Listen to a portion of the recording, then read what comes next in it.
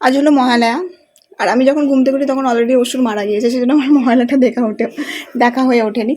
But এখন তো সারাদিন মহালয়া হয়, সেটা নিয়ে কোনো চাপ নাই। আগেকার সময়টা একটা আলাদা রকম ছিল, ভোরবেলায় উঠে মহালয়া দেখা, সেই মহালয়া তো কোনো হয় না এখন। অনেক আমার বকবক কমপ্লিট হলে আমি ভাবছি এবার একটু এক্সারসাইজ করবো, কারণ এক্সারসাইজ না করলে সামনে পুজো আসছে। তো এক্সারসাইজ করার পর যে গ্লোটা আসে না, সেটা কিন্তু খুব ভালো লাগে আমার। তো আমি স্নান টান করে রেডি হয়ে নিয়েছি, পুজোও কমপ্লিট। বাইরের দিকে ওয়েদারটা দেখছিলাম যে আজকেও কিন্তু বৃষ্টি হবে, তাই না? তো কি বললাম, সারাদিন কিন্তু এখন মহালয়া হয়। তো আমি দুপুর 2টোর সময় এখন স্টার জলসায় এই মহালয়াটা দেখছিলাম। তো চলো আপাতত খাওয়া দাওয়া করে নেওয়া যাক। আর মা কিন্তু আজকে অনেক সুন্দর সুন্দর খাবার দাবার রান্না করেছিল।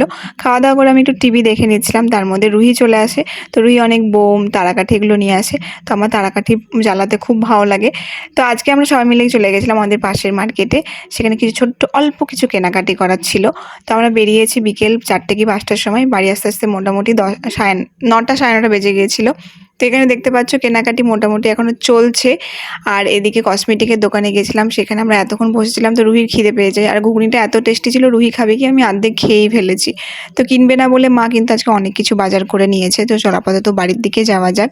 আর আমরা যে কাকুটার দোকানে কসমেটিকের বাজার করি, সেখানে আমাদেরকে 2টো ব্যাগ ফ্রি দেওয়া হয়েছে, সেজন্য আমরা খুব আনন্দ পেয়েছি। আর রুহি এই লাইট জ্বালা ব্যাগটা নিয়েছে। তো আমরা যতক্ষণ বাজারে ছিলাম ততক্ষণ না আমাদের যে বিরিয়ানি করার কথা ছিল, তো ভাই অর্ধেকটা বসিয়ে দিয়েছিল, বাদ বাকিটা এসে দিদি করেছে।